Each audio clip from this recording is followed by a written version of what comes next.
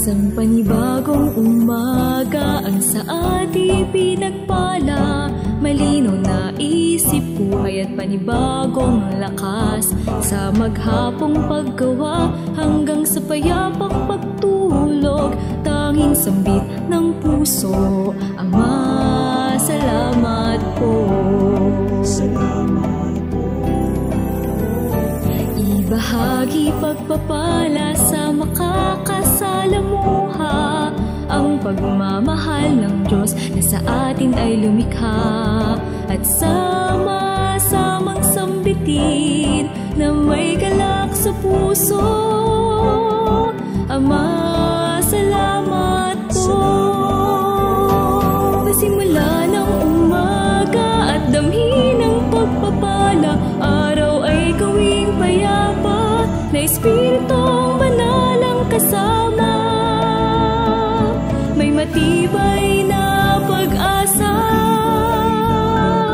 tayo ay mga pinagpala na tanging sambin ng puso, Ama, salamat po.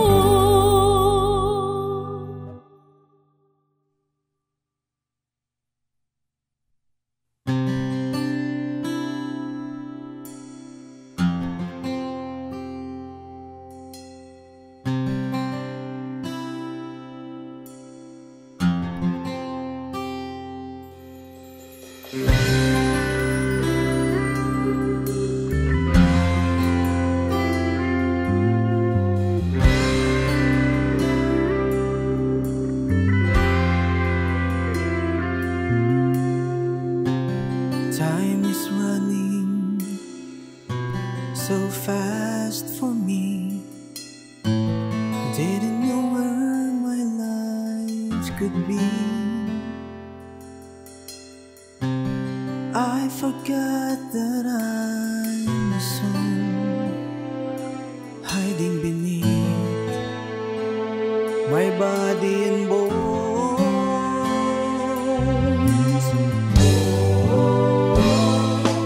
I don't want to waste my chance. Oh Lord, give me your guidance. I want to come back home. There's a home of love and peaceful living, a holy place wherein my soul belongs. I realized my faults and thoughts that were so wrong, using my life in my own ways and reasons. I want to come back home. I want to come back home.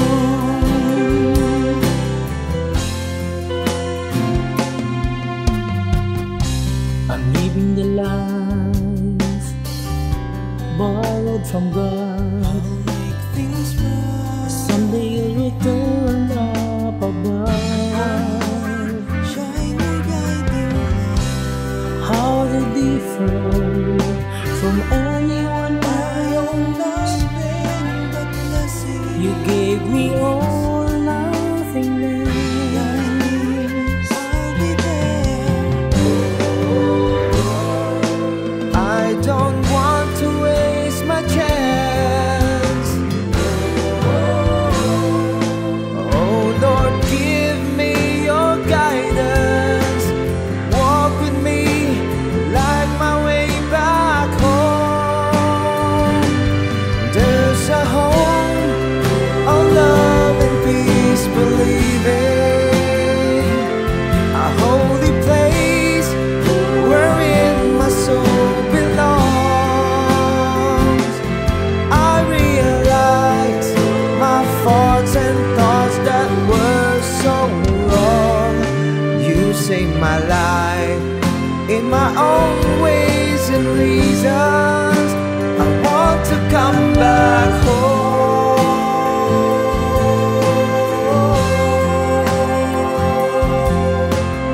Ooh.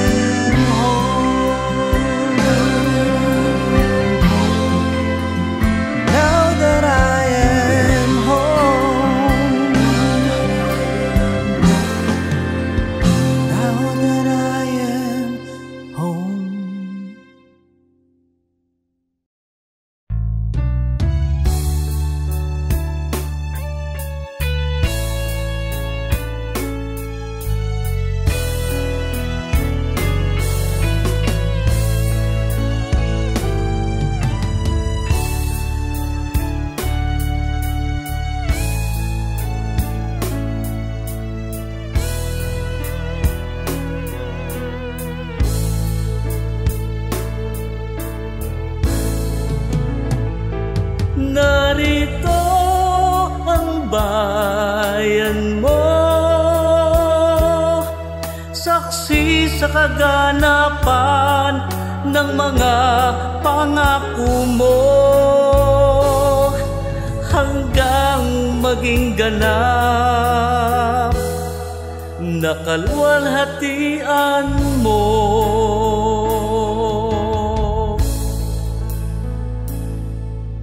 Damang ako dito sa puso pagkalinga na iniukol sa bayan mo. Dinala mo kami sa dahon at kung saan di pa nararating, upang do'y malasin kadakilan mo sa amin. Salamat po, salamat po, Ama ko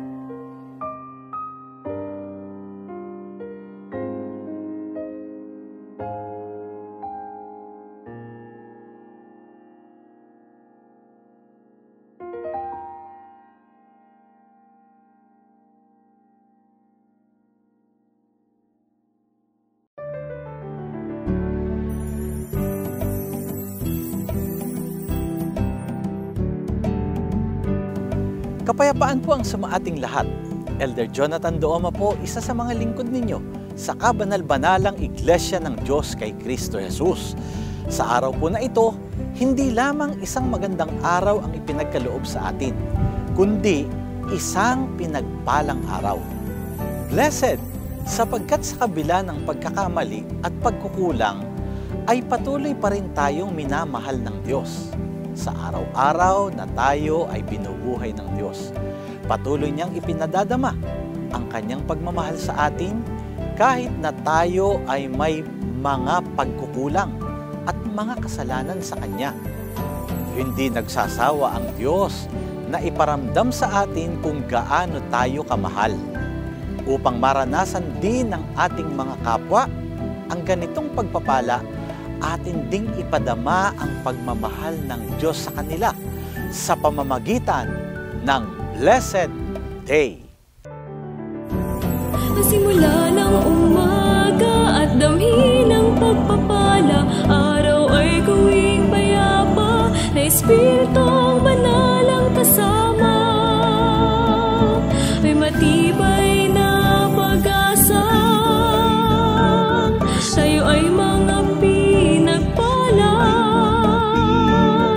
na tanging sambit ng puso. Ama, salamat po. A blessed day to all, isang pinagpalang araw sa inyong lahat. Sa ating mga mananampalataya sa salita ng Diyos, napakahalaga na sa bawat araw na dumadaan sa ating buhay ay may guide tayo na nagiging batayan ng ating meditation o reflection. Kaya't sa bahaging ito ng Blessed Day, aming buong lugod na ipinaglilingkod sa inyo ang daily reflection na hango sa mga aklat na isinulat ng kapatid na Yel na siyang pangunahing lingkod sa kabanal-banalang Iglesia. At ang daily reflection natin para sa araw na ito ay hango sa daily reflection na Love Notes.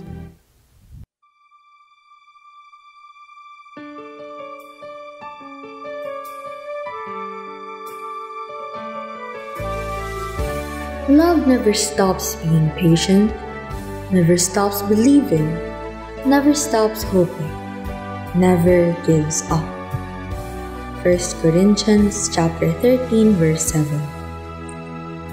If you love someone, you are patient enough to bear his or her mistakes, weaknesses, and shortcomings. You do not reveal them to others and put them to shame. You also do not get angry and do harm because of mistakes committed. Instead, you keep on believing that the mistakes are not intentional to harm or hurt you. Love provides ready forgiveness for those mistakes. When mistakes or sins are continuously committed, then hope comes into action. Hoping that our loved one realizes the mistakes committed, repents, and changes heart to do right. Lastly, love never gives up on him or her. Love does not abandon those who are in need of your guidance, help, and strength. This is Agape in action. Mababasa po natin sa unang Korinto Kapitulo 13, versikulo 7, ang pag-ibig ay mapagbata, mapagtiwala, puno ng pag-asa, at nagtitiyaga hanggang wakas. Kung mahal mo ang isang tao, matyaga mong titiisin ang kanyang mga pagkakamali, kahinaan, at pagkukulang. Hindi mo ito ibubunyag sa iba at ilalagay siya sa kahihiyan. Hindi ka rin nagagalit at gagawa ng masama dahil sa mga pagkakamaling nagawa. Sa halip, patuloy kang maniniwala na ang mga pagkakamali ay hindi sinasadya. Ang pag-ibig ay may laging nakahandang kapatawaran para sa mga nagkakamali. Kapag naman ang pagkakamali o may kasalanan ay nagpapatuloy na ginagawa, hindi nawawala ang pag-asa ng isang nagmamahal. na mapagtatanto ng minamahal ang kanyang pagkakamaling nagawa. Magsisisi ito at magbabago ng puso upang gawin ang tama. Higit sa lahat, ang pag-ibig ay hindi sumusuko para sa minamahal. Hindi niya iiwan ang mga nangangailangan ng gabay, tulong at lakas. Ito ay agape in action.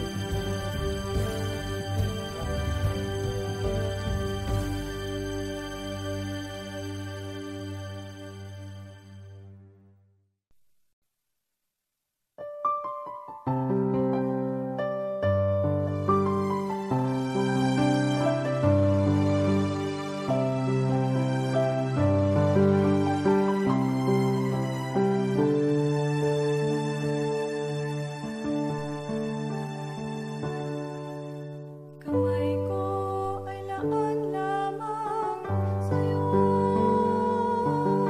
Anumang panahon na kailangan mo ako. Kapatid ko, ika'y tunay na iniibig ko. Umasa ka, ito ay laging ipadarama sa'yo.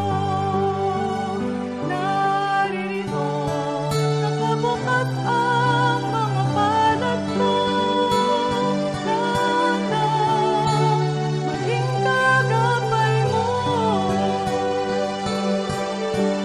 Ikaw ay masasaktan, o rin ay magdaramdam.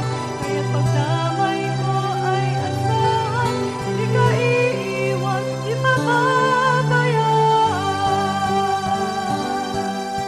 Dalangin sa hari, walang hanggan. Kasama katahan sa kalangit-langitan. Ako at ikaw sa piling ng kabanal-banalan.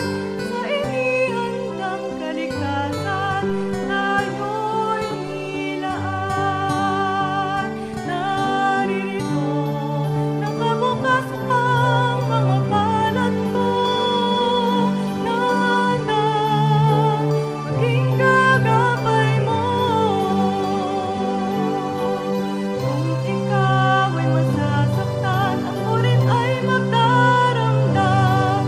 Kaya't pagdamay ko ay asahan, di ka iiwan, di pababayaan. Narito nakabukas ang mga palad ko. Nana, maging kagabay mo. Kung ikaw ay masasaktan, ako rin ay magdaramdam. Kaya't pagdamay ko ay asahan, di ka iiwan, di pababayaan.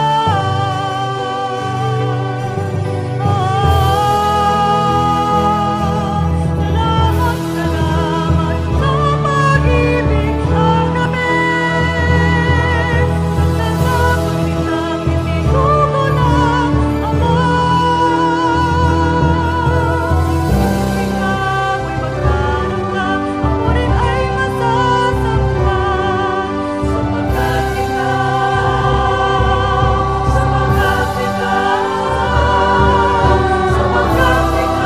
kapatid, ika'y aking minamahal.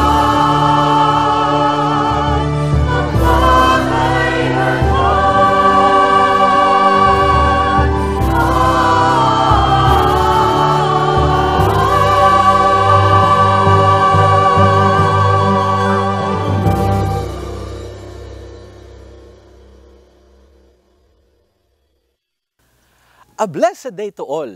Kayo po ay kasalukuyang nanonood ng programang ipinaglilingkod ng kabanal-banalang Iglesia ng Diyos kay Kristo Jesus.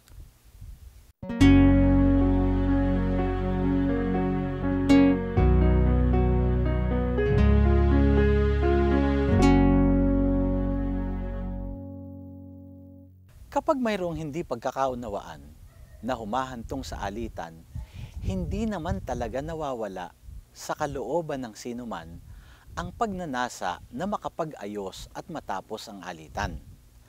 Kaya lang naman tumatagal ang hindi pagkakaunawaan ay dahil sa naghihintayan kung sino ang lalapit upang humingi ng kapatawaran. Sino nga po ba?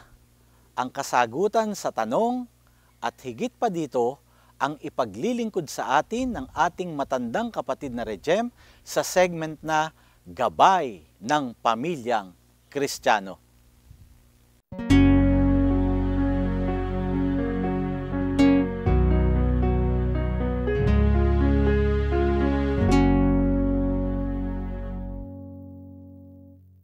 Shalom po mga minamahal na kapatid at sumatin pong lahat ng kapayapaan ng Panginoon. Maging sa inyo po na aming mga regular na tagapakinig, isa pong mabuting araw, mapagpalang araw nawa ang sumating lahat. Sa pagkakataong ito, ang ating pong tatalakayin ukol po sa kapakanan ng ating sambahayan ay ganito po ang pamagat. Hard to say, I'm sorry. Alam nyo, mayroon pong isang banda na ang pangalan ni Chicago. Sa US po sila naka-based at matagal ng banda ito. Isa po ito sa pamagat ng kanilang kanta, Hard to Say, I'm Sorry. At alam niyo po, si Elton John. Maraming mga kabataan, hindi po kilala si Elton John, pero kami na matatanda na, may edad na, meron din pong kanta na, ang pamagat naman, sorry seems to be the hardest word.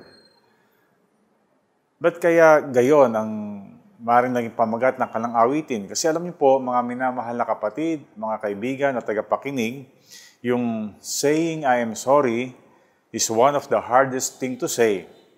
Kasi ina-admit po natin na tayo mali, di ba? Tayo nagkasala. Tayo bilang tao, may pride tayo . We are proud. We are self-righteous, di ba? Kadalasan, iniisip natin, di tayo nagkakamali, di tayo nagkukulang. Pero alam niyo po, mga minamahal na tagapakinig, lalo na po sa isang pamilya, sa isang sambahayan, sa mag-asawa, sa mga anak, we must learn to say sorry. Kasi po, nangyayari yan . Hindi man natin intention, hindi man po natin intended na saktan ang ating asawa, maging ating mga anak. At yung mga anak, ganun din naman sa kanilang mga magulang at yung mga magkakapatid. Wala pong intensyon tayo na masaktan sila, di po ba? Pero tayo nagkakamali, nakakagawa hindi tama. So kapag po gayon, mahalagang matuto tayo na magsabi na, pasensya na, I am sorry. All of us need to learn to apologize. Totoo po yan. Kasi po, sa isang simple reason, kasi we are all human beings. Di ba? Bagaman tayo pinilikha na kalarawan, kagaya ng imahe ng ating Panginoon, we are all human beings. Bilang human beings, we are prone to mistakes, di po ba? At hindi lang po yun, we have sinned. Tayo po yung nagkasala sa harap ng ating Panginoon. And perhaps hanggang ngayon po, tayo nagkakasala pa rin. At syempre, hanggang ngayon, meron pa rin po tayong mga kahinaan at mga kapintasan. At dahil doon, maaari po tayong magkamali at makasakit ng kalooban at damdamin ng ating asawa, maging ng ating mga anak, at maging sa sinman po sa ating pamilya. From time to time, we hurt the people we love the most, di ba? Nangyayari po yan sa mag-asawa, sa magulang sa anak sa magulang, at maging sa mga magkakapatid.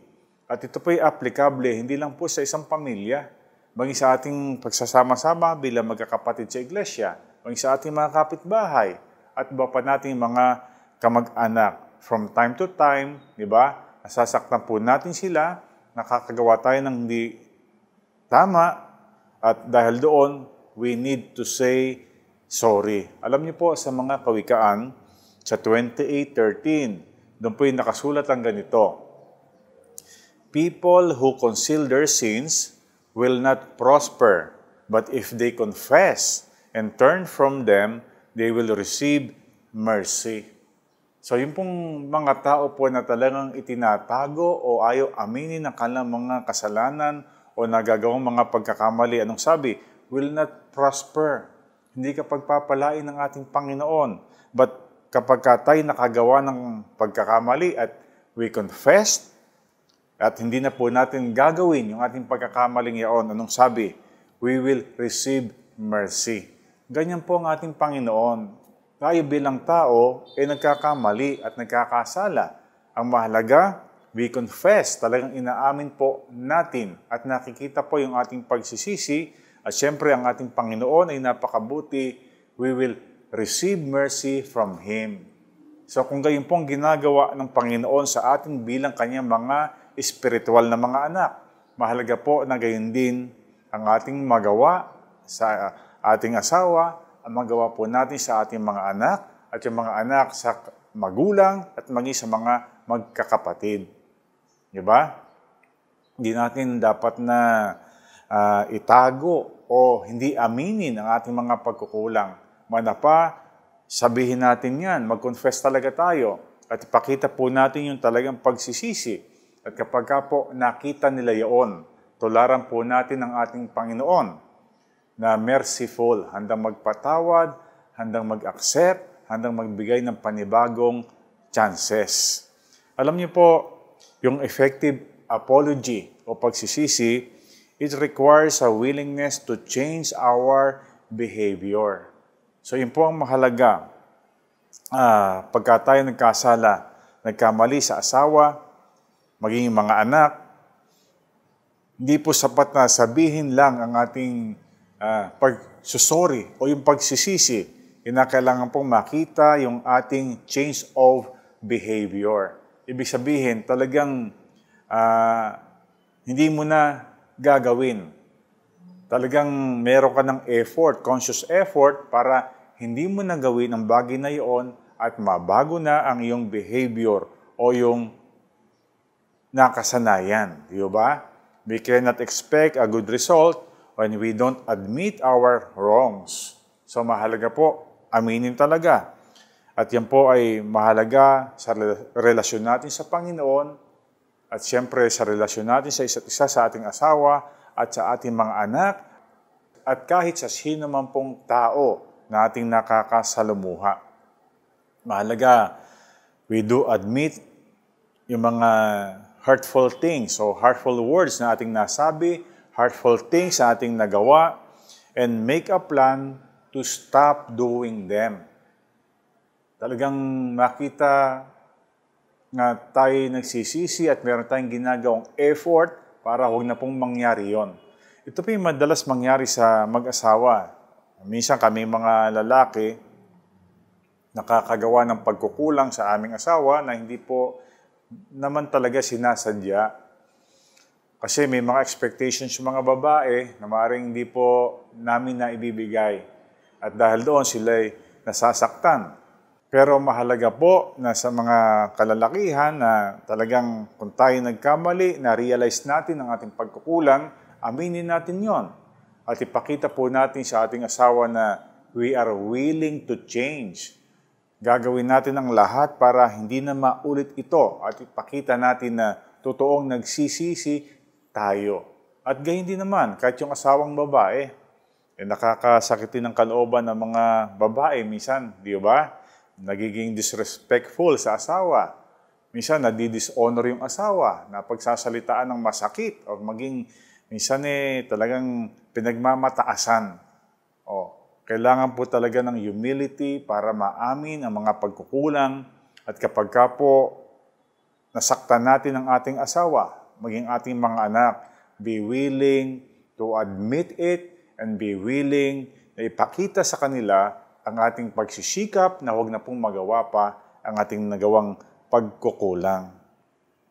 Kasi forgiveness will be easy, will be possible pagka po na-realize nila, nakita po ng ating asawa, nakita ng ating anak, o na sino man pong ating pinagkasalahan, ang ating iba yung pagsisisi at pagsisikap na huwag na itong magawa.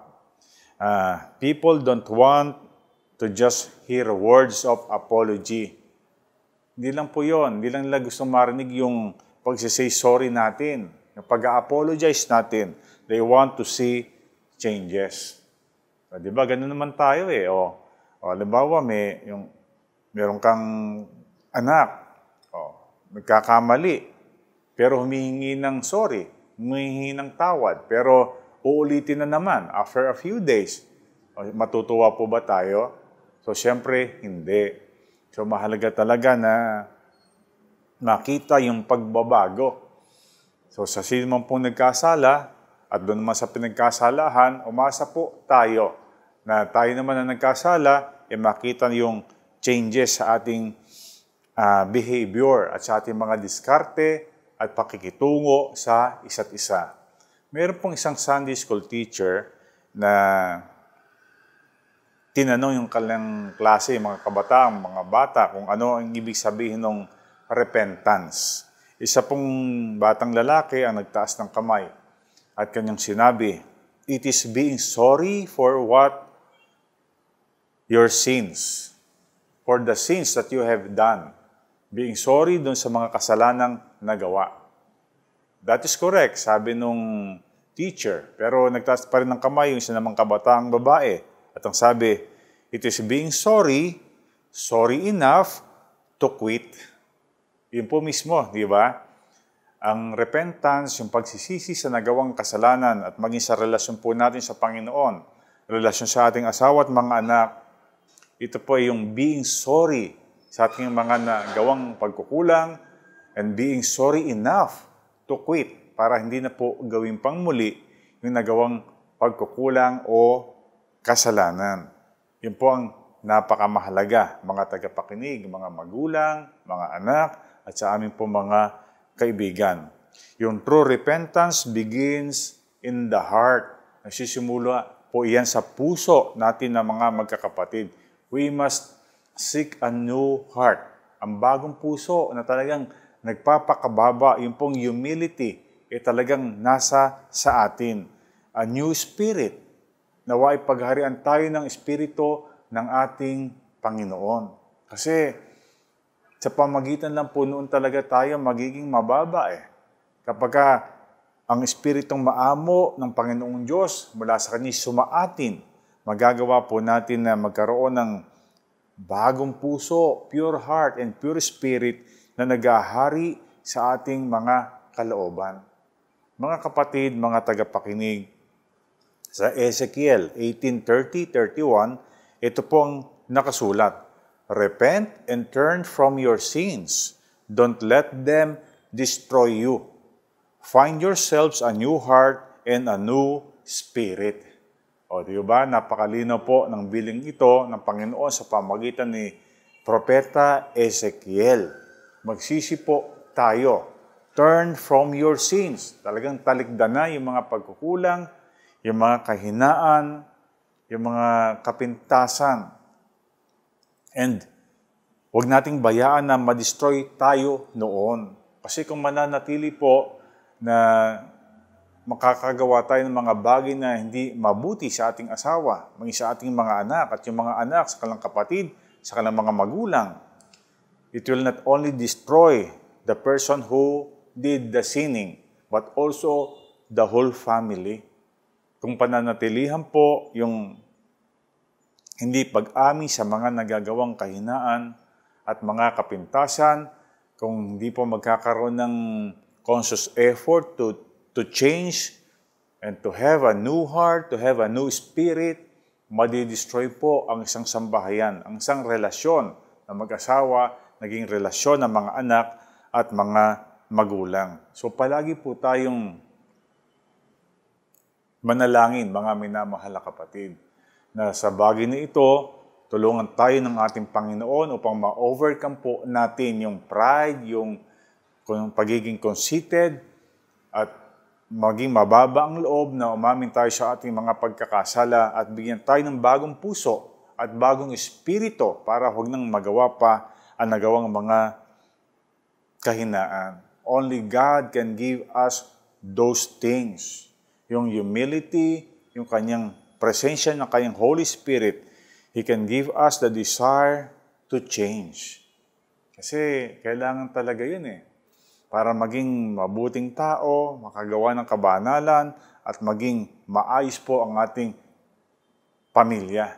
If we truly care para po sa kapakanan ng ating asawa, ng ating pamilya, yung willingness po natin to change, to become a better person, gagawin po natin sa tulong at awa ng ating Panginoon. When they see and feel our desire to change, they will get a glimpse of our heart that will often lead to forgiveness. Diba?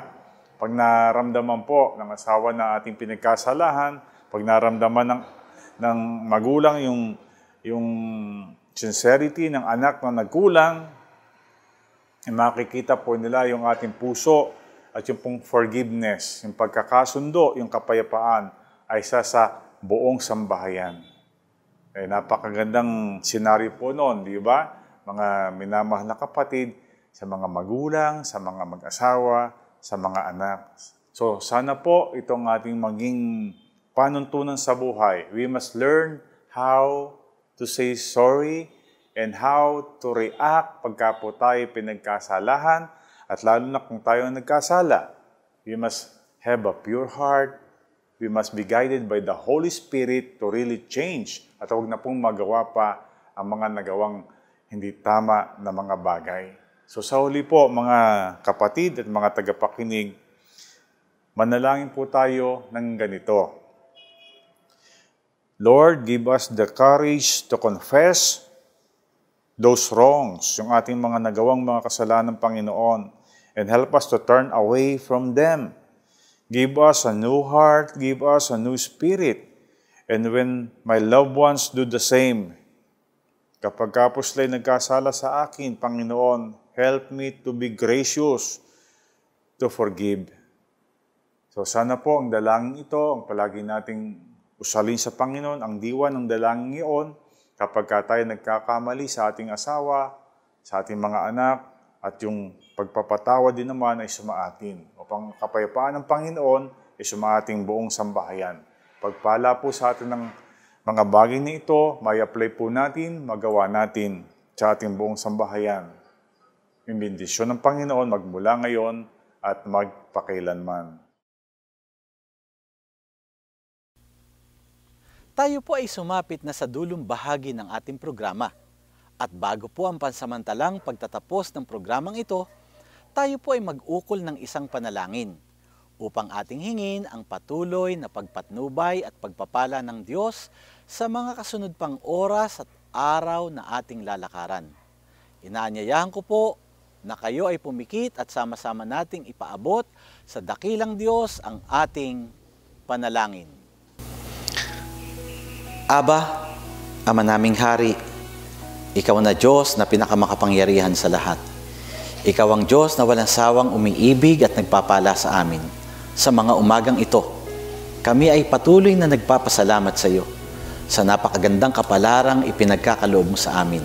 Sa mabuting pagkakataon na kami ay patuloy na nakapakikinig ng blessed day sa bawat araw ng aming mga buhay. Maraming salamat po uli sa mga pagtuturo mo sa amin sa umagang ito. Nawa, patuloy na mailagay namin sa aming puso, sa aming kalooban, ang lahat ng mga bagay na itinuturo mo sa amin upang ang buhay Kristiyano na nais na makita mo sa bawat isa sa amin, makita mo pong nasasagawa ng aming buong Bethel, ng bawat isa sa amin, sa kapurihan ng iyong dakilang pangalan. Pagpalain mo po kami sa mga oras na dumarating sa aming mga buhay. Tulungan mo kami sa bawat sandali sa araw na ito. Ang lahat ng ito ay aming ipinagpapasalamat sa pangalan mong Diyos Kristo Jesus na aming tagapagligtas. Amen. Maraming salamat po sa inyong pagtangkilik sa palatuntunang ito ng Kabanal-Banalang Iglesia ng Diyos kay Kristo Jesus.